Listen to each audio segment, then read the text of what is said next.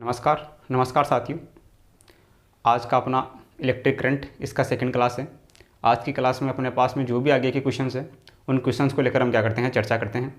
तो आज की क्लास का जो अपने पास में पहला जो क्वेश्चन है वो अपने पास में है कि अपने को ये 4 ग्राफ दिए गए हैं। इसमें से अपने को दिया गया कि नीचे दिए गया कौन सा ग्राफ कॉपर के लिए ताप T तथा प्रतिरोध के विचरण को निरूपित करता है, यानी कि प्रतिरोध और ताप के मध्य ग्राफ कौन सा होगा। तो जो है कि प्रतिरोधकता और ताप T दोनों क्या होते हैं, एक दूसरे के समानुपाती होते हैं, यानी कि प्रतिरोधकता ρ और टेम्परेचर T दोनों क्या होते हैं, एक दूसरे के समानुपाती होते हैं। और कोई भी जो अरेखीय क्षेत्र होता है, ये क्या है, एक अरेखीय क्षेत्र है, वो बहुत कम ताप पर क्या होता है, अस्तित्व में होता है। कोई भी जो अरेखीय क्षेत्र होता है वो बहुत ही कम ताप पर क्या होता है, अस्तित्व में होता है। और ρ समानुपाती क्या होता है, T होता है। तो इसमें ρ समानुपाती T के लिए कौन सा ग्राफ है, यानी कि ρ बढ़ रहा है तो T भी बढ़ रहा है। ρ और T समानुपाती है तो ये कौन सा ग्राफ है, ये ग्राफ नंबर है D।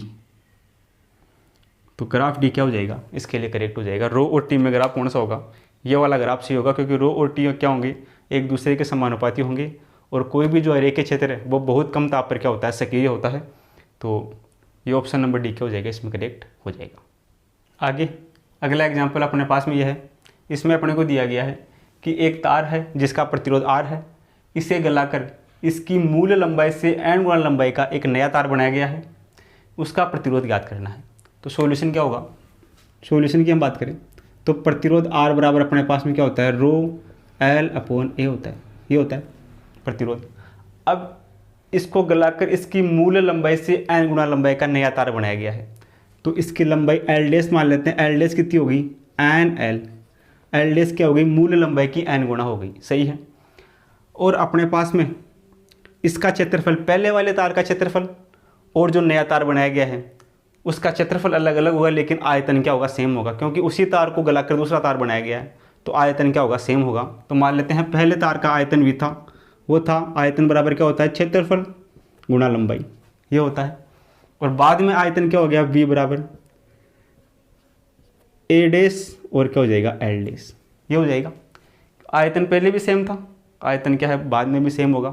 पहले क्षेत्रफल A था और लंबाई L थी, बाद में क्षेत्रफल क्या हो गया, A' हो गया और लंबाई कितनी होगी, L' हो गई। तो यहाँ से अपने पास में क्या रिलेशन आएगा, A और L बराबर क्या होगा, A' और L', ये होगा।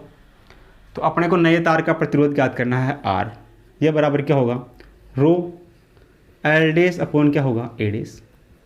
यहाँ से अपने पास में ρL' का मान कितना है, यह है N और L अपॉन A' का मान कितना है, A' का मान यहाँ से निकाल सकते हैं।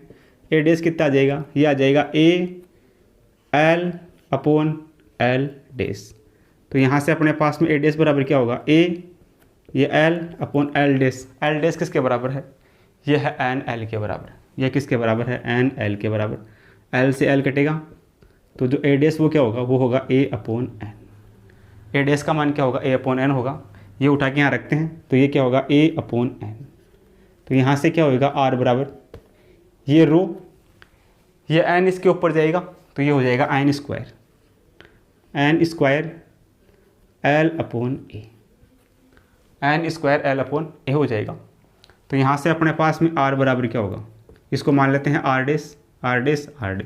बराबर क्या होगा, ये N square ρL upon A, ये किसके बराबर है, R के बराबर है।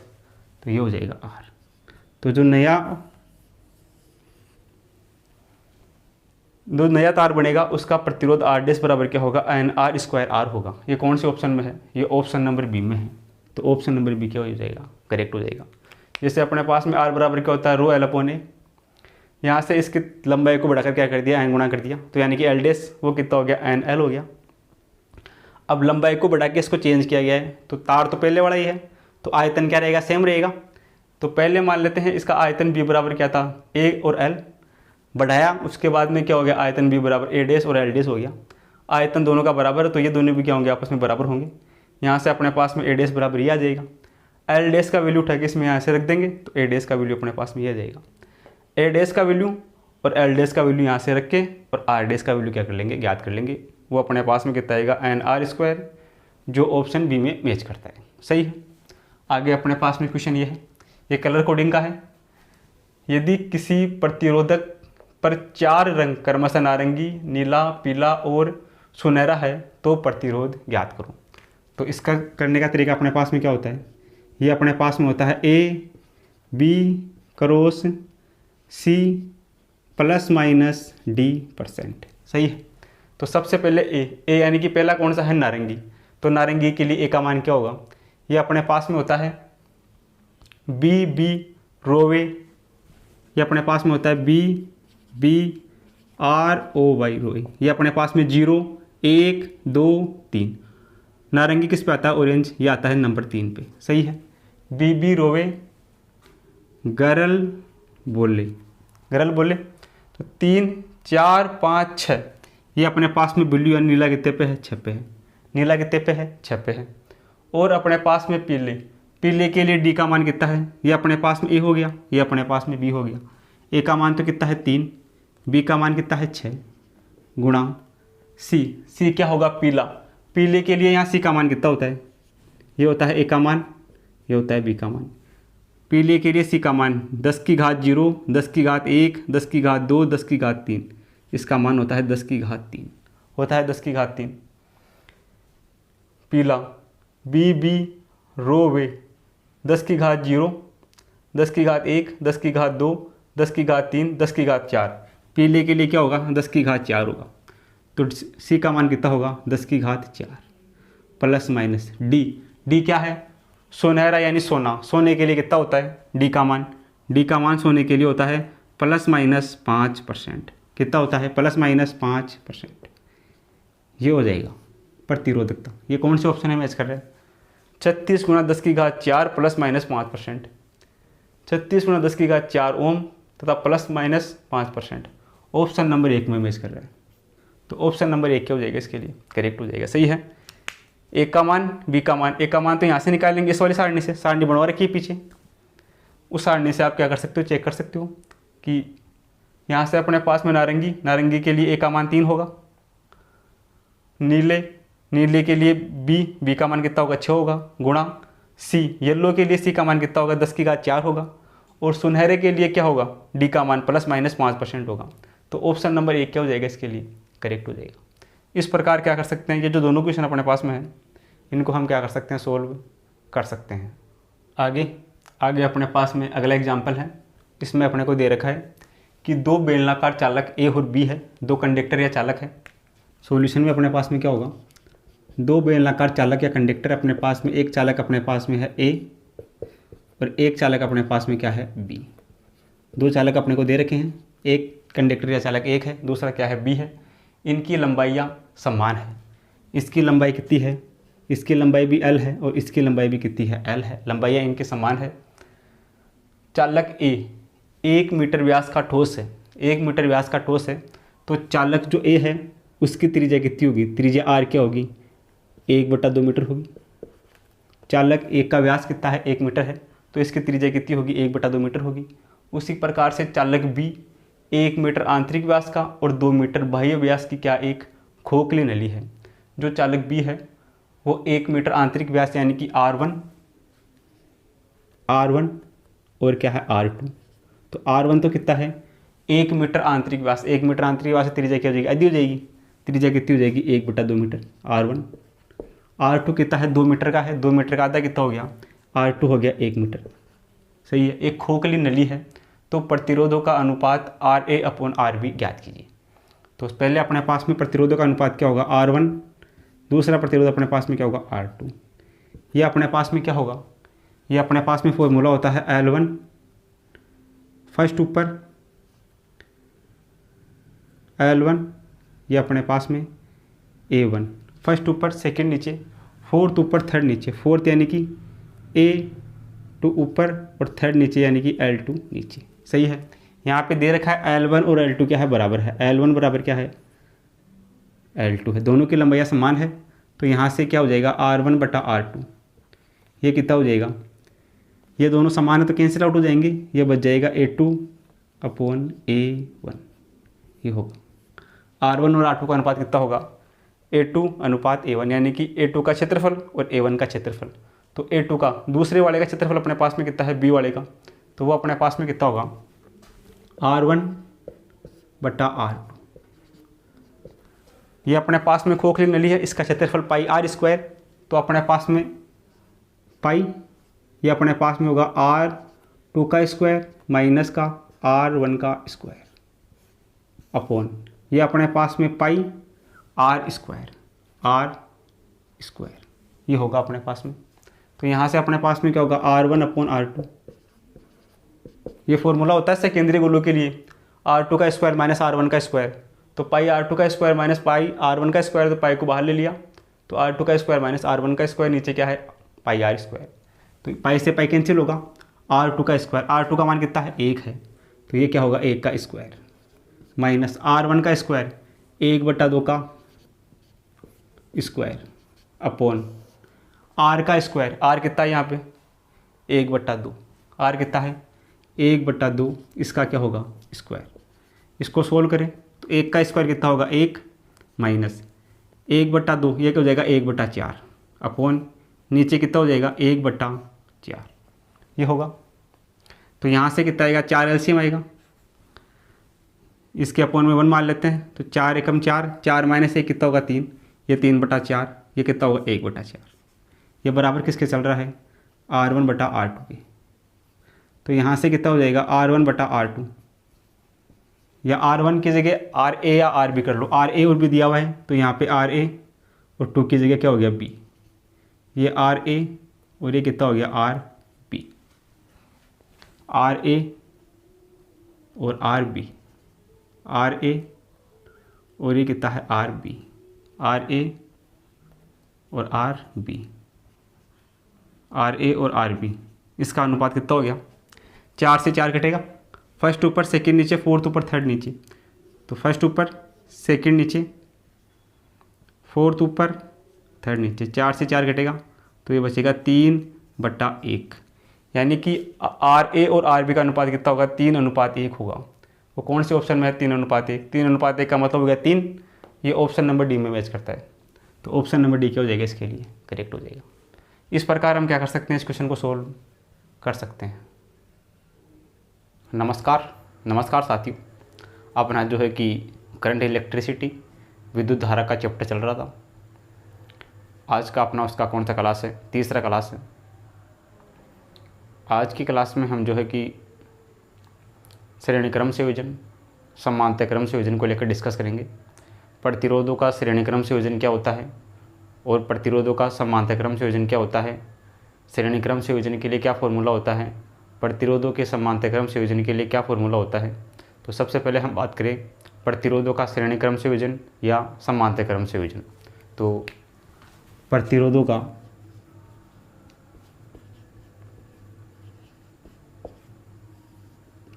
का श्रेणी क्रम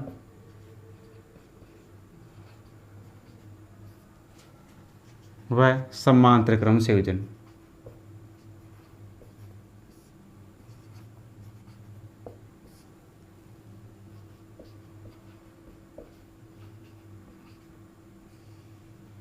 सबसे पहले हम बात करें श्रेणी क्रम की, फिर हम बात करेंगे किसकी, समांतर क्रम की।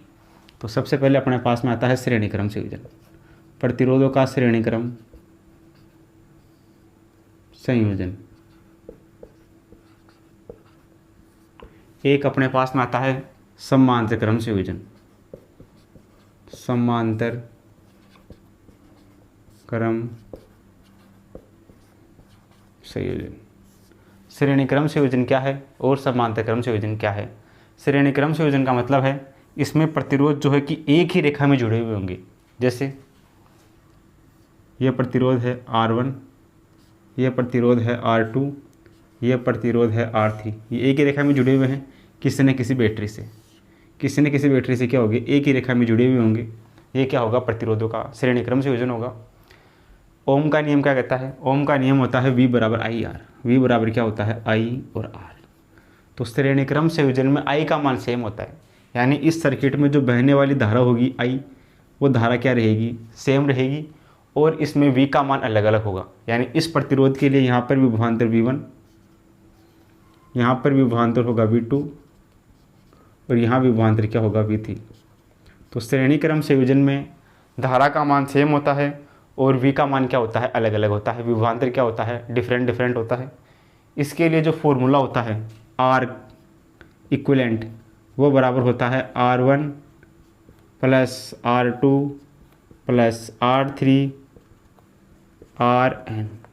ये फॉर्मूला किसके लिए होता है, प्रतिरोधों के श्रेणी क्रम संयोजन के लिए।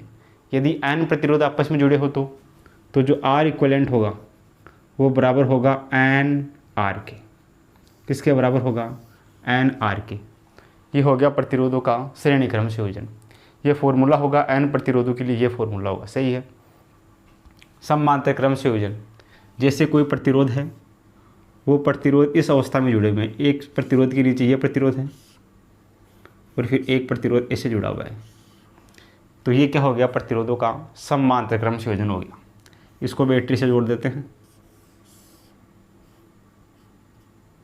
ये प्लस और ये क्या होगा, माइनस। ये क्या हो गया, प्रतिरोधों का समांतर क्रम संयोजन। समांतर क्रम संयोजन में क्या होगा, धारा का मान अलग अलग होगा। जैसे इसमें बहने वाली धारा I1, इसमें बहने वाली धारा I2 और इसमें बहने वाली धारा क्या है, I3। इसमें धारा का मान अलग अलग होगा और जो V है, विभवांतर का मान क्या होगा, सेम होगा। इसके लिए जो फॉर्मूला होगा वो होगा 1/R equal to 1/R1 plus 1/R2 plus 1/R3, ये चलता जाएगा, सही है। यहाँ से हम बात करें तो 1/R पैरेलल P, ये कितना होगा, ये होगा n/R, n/R होगा। यहाँ से हम बात करें तो R पैरेलल ये होगा R/n, क्या होगा, R/n होगा। तो ये अपने पास में क्या होगा, R सीरीज में ये होगा nR, R सीरीज में होगा nR और R जो पैरेलल होगा वो होगा R/n। तो ये अपने पास में प्रतिरोधों का श्रेणी क्रम संयोजन, ये समांतर क्रम संयोजन। इसमें धारा का मान सेम होता है, इसमें धारा का मान अलग अलग होता है। इसमें विभवांतर अलग अलग होता है, इसमें विभवांतर का मान क्या होता है, सेम होता है। फॉर्मूला इसमें होता है R1 R2 R3, डायरेक्ट योग हो जाता है श्रेणी क्रम में। इसमें समांतर क्रम में क्या होता है, 1/R इक्वल टू क्या होता है, 1/R1 plus 1/R2 plus 1/R3, ये चलता जाएगा। तो ये अपने पास में प्रतिरोधों का श्रेणी क्रम संयोजन और ये क्या है, प्रतिरोधों का समांतर क्रम संयोजन। अब इन पे बेस्ट कुछ न्यूमेरिकल्स अपने पास में है, उनको लेकर हम क्या करते हैं, डिस्कस करते हैं। तो आप इसको नोट करो, फिर हम आगे चलते हैं। आगे अपने पास में एग्जाम्पल नंबर 1 है। इसमें अपने को दिया गया है कि 12 प्रतिरोधों का एक घनाभाकार नेटवर्क, जिसमें प्रत्येक प्रतिरोध कितने का है, 2 किलो ओम का है, का विकर्णत विपरीत कोने A व H के मध्य तुल्य प्रतिरोध ज्ञात करना है। यानी कि R इक्विवेलेंट का वैल्यू क्या करना है, ज्ञात करना है। तो ये एक प्रतिरोध है, कैसा है, घनाभाकार है। इसमें कितने प्रतिरोध है, 12 प्रतिरोध है।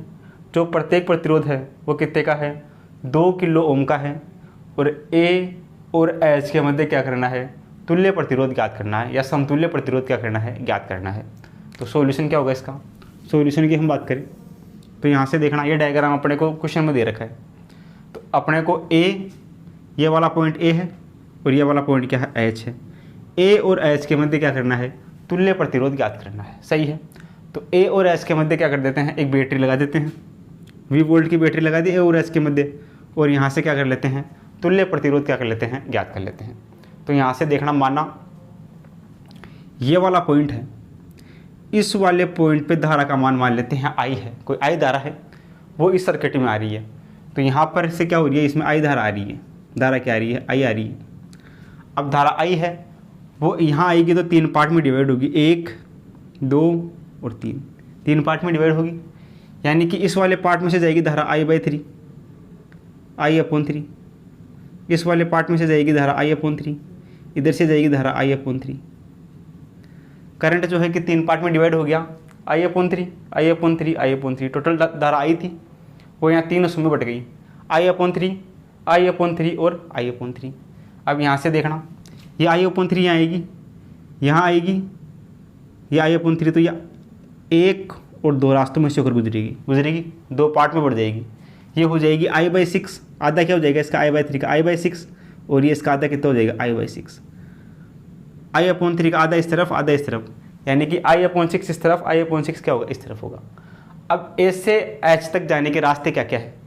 A से H तक जाने का रास्ता, एक रास्ता तो ये है, यहाँ से SC, C से D और D से H, सही है। या फिर A से B, B से D, D से H, या फिर A से E, E से G, G से H, यानी कि A से H तक जाने के जो रास्ते हैं सबसे कम ऐसा कौन सा पाथ है जहाँ से A से H तक पहुँचने में सबसे कम दूरी तय करनी पड़ रही है? तो वो रास्ते अपने पास में कौन कौन से, जैसे यहाँ से 1 प्रतिरोध, 2 प्रतिरोध, 3 प्रतिरोधों को पार करते हुए H तक आ रहा है। यहाँ से ये भी 1 प्रतिरोध, 2 प्रतिरोध, 3 प्रतिरोधों को पार करते हुए H तक आ रहा है। तो जो सबसे सूक्ष्म अपने पास में रूप होगा, जो सबसे छोटा पाथ होगा, उस पाथ को हम क्या करेंगे, कंसीडर करेंगे और क्वेश्चन को क्या करेंगे, सोल्व करेंगे। तो मान लेते हैं कि अपन ए से चलना स्टार्ट किया, तो अपने पास में ए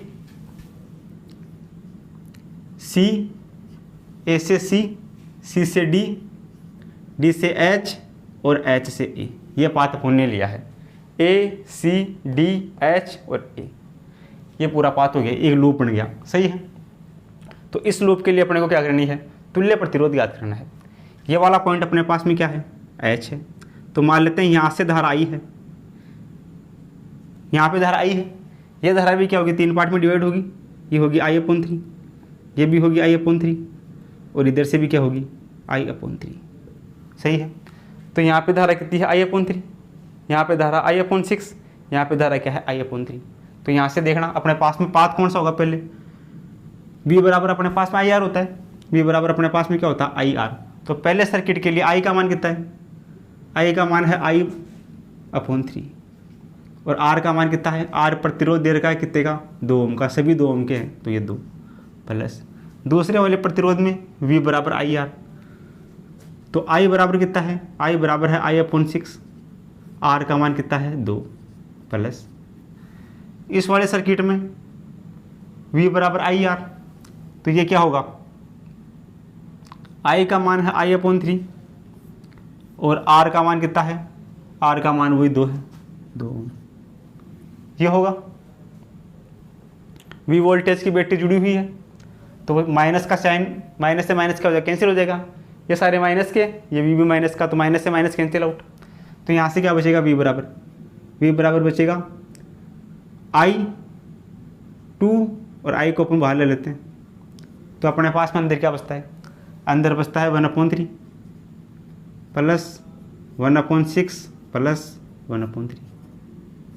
तो यहाँ से कितना बचेगा, V बराबर 2I, ऐसे में आएगा 6, ये 2 बार कटेगा, ये 1 बार कटेगा, और ये कितनी बार कटेगा, 2 बार कटेगा। तो यहाँ से V बराबर कितना होगा, 2I, 2 3 और 2 5, ये होगा 5/6, ये होगा। तो यहाँ से अपने पास में V/I इसके अपॉन में आएगा, तो V/I इक्वल टू, ये 2 से कटेगा 3 बार, कितना बचेगा, 5/3। V/I बराबर क्या होता है, R होता है, तो R बराबर कितना हो जाएगा, यहाँ से 5/3 किलो ओम।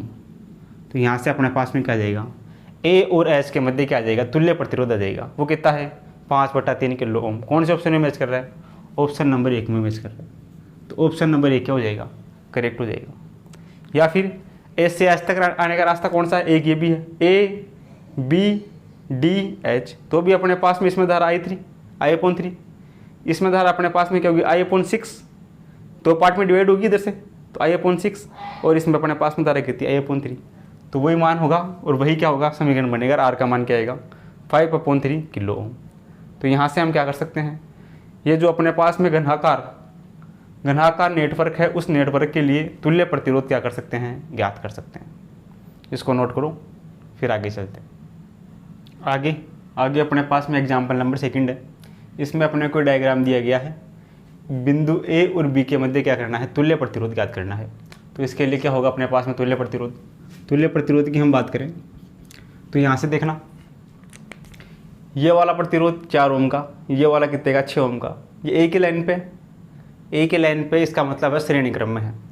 ये क्या है, प्रतिरोधों का श्रेणी क्रम संयोजन है। तो यहाँ से श्रेणीक्रम संयोजन में क्या होगा, श्रेणीक्रम संयोजन में ये 4 का और ये 6 का, तो क्या होगा यहाँ से ये दोनों मिलकर कितने हो जाएंगे। श्रेणीक्रम संयोजन में फॉर्मूला होगा R का श्रेणीक्रम होगा, R इक्वल टू क्या होगा R1 प्लस R2, ये होगा R1 R2 का श्रेणीक्रम। 6 और 4 कितना हो जाएगा 10 हो जाएगा, तो यहाँ से R बराबर कितना हो जाएगा, ये हो जाएगा 4 ओम प्लस 6 ओम, तो ये R बराबर कितना हो जाएगा 10 ओम हो जाएगा 10 ओम। ये दोनों मिलके कितने के हो जाएंगे 10 के हो जाएंगे। अब ये 10 ओम का और ये 10 ओम का आपस में किस में होंगे, समांतर क्रम में होंगे समांतर क्रम में। तो यहाँ से 1/10 प्लस 1/10 ये कितना होगा 1/R। ये कितना होगा यहाँ से 10 एलसीएम आएगा, एक बार कटेगा तो 1 प्लस 1, ये कितना होगा 2/10 तो यहाँ से R बराबर कितना आएगा 1/R बराबर आएगा 1/5, तो R बराबर आएगा 5। सही है, यानी कि ये प्रतिरोध और ये प्रतिरोध तीनों मिलके कितने के हो जाएंगे 5 ओम के हो जाएंगे। कितने के हो जाएंगे 5 ओम के। अब ये 5 ओम इस 10 ओम के साथ किस क्रम में है, ये इसके साथ होगा समांतर क्रम में। तो फिर क्या होगा यहाँ से, ये होगा 1/5 प्लस 1/10 बराबर क्या होगा 1/R मान लेते हैं। तो यहाँ से एलसीएम कितना आएगा, एलसीएम आएगा 10 आएगा एलसीएम। ये 2 बार कटेगा तो ये 2 प्लस ये 1 बार कटेगा तो ये 1, ये हो जाएगा 3/10। तो यहाँ से R बराबर कितना हो जाएगा, R बराबर हो जाएगा 10/3 ओम। तो यानी कि A और B के मध्य तुल्य प्रतिरोध कितना हो जाएगा 10/3 ओम, यानी कि ऑप्शन नंबर सी क्या हो जाएगा करेक्ट हो जाएगा। सही है, ये दोनों श्रेणी क्रम में है, डायरेक्ट जुड़ गए। 6 और 4 क्या हो गया 10, ये 10 और ये 10 किस क्रम में है समांतर क्रम में है। तो ये 10 और ये 10 मिलकर समांतर क्रम में कितने हो गया 5 हो गया। अब ये 5 और ये 10 किस क्रम में है समांतर क्रम में है, ये 5 और 10 किस में है समांतर क्रम में, ये मिलकर कितना हो गया 10/3 हो गया। तो A और B के मध्य तुल्य प्रतिरोध कितना हो गया, ये हो गया 10/3। सही है, आगे हम बात करें एग्जाम्पल नंबर 3। इसमें A और B के मध्य क्या करना है, तुल्य प्रतिरोध ज्ञात करना है। ये बिंदु A है, ये बिंदु B है। तो यहाँ से देखना सॉल्यूशन क्या होगा, वही तरीका होगा अपने पास में। ये दोनों किस क्रम में है, ये वाला प्रतिरोध ये वाला प्रतिरोध, ये दोनों समांतर क्रम में है। सही है, तो समांतर क्रम के लिए क्या होगा, ये दोनों मिलके हो जाएंगे 1/6। 1/R बराबर कितना होगा 1/6 प्लस 1/6, ये कितना हो जाएगा 6 एलसीएम आएगा। ये यहाँ से 1 बचेगा, यहाँ से 1 बचेगा, ये बच जाएगा 2/6, कितना हो जाएगा 1/3। तो यहाँ से R बराबर कितना हो जाएगा 3 हो जाएगा। 1/R बराबर कितना है 1/3 है, तो R बराबर कितना हो गया 3 हो गया। यानी ये दोनों मिलके कितने का हो गया 3 का हो गया। अब ये 3 और ये 3 ये किस क्रम में है, ये दोनों फिर से किस क्रम में है समांतर क्रम में है। तो यहाँ से 1/3 प्लस 1/3 बराबर कितना 1/R। तो यहाँ से कितना हो जाएगा, ये 3 एलसीएम आएगा, 1 बचेगा और यहाँ से भी 1 बचेगा, ये हो जाएगा 2/3।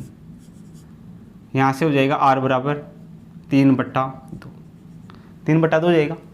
यानी कि ये तीनों मिलके कितने हो गए 3/2 हो गए। अब ये 3/2 और ये 2.5 किस क्रम में है, ये दोनों है श्रेणी क्रम में, डायरेक्ट इनका योग हो जाएगा। तो A और B के मध्य तुल्य प्रतिरोध क्या हो जाएगा R इक्वलेंट, ये हो जाएगा 3/2। 3/2 का मतलब कितना हो गया 1.5 हो गया, ये कितना हो गया 1.5 ओम। तो ये हो जाएगा 1.5 ओम प्लस ये कितना है 2.5 ओम। 2.5 ओम कितना हो गया 1.5 और 2.5, ये हो गया 4 ओम। तो यानी कि A और B के मध्य तुल्य प्रतिरोध कितना हो गया 4 ओम हो गया। कौन से ऑप्शन में है 4 ओम, ये यहाँ पे ओम है 4 ओम, ऑप्शन नंबर ए में है। तो ऑप्शन नंबर ए क्या हो जाएगा करेक्ट हो जाएगा। इसमें विभवांतर भी पूछा है, तो विभवांतर भी ज्ञात कर सकते हैं। विभवांतर क्या होता है, विभवांतर होता है विभव का अंतर। A और B के मध्य विभवांतर ज्ञात करना है, तो क्या होगा, ये होगा VB माइनस VA, होगा विभवांतर VB माइनस VA। V बराबर क्या होता है IR, ये होता है I और R। यहाँ से अपने पास में I का मान, धारा कितनी दे रखी है 2 एम्पियर, तो I का मान तो कितना है, I का मान है 2 एम्पियर गुणा R प्रतिरोध कितना है ए और बी के मध्य प्रतिरोध ये अपन ने याद कर लिया कितना है 4 ओम, यह है 4 ओम।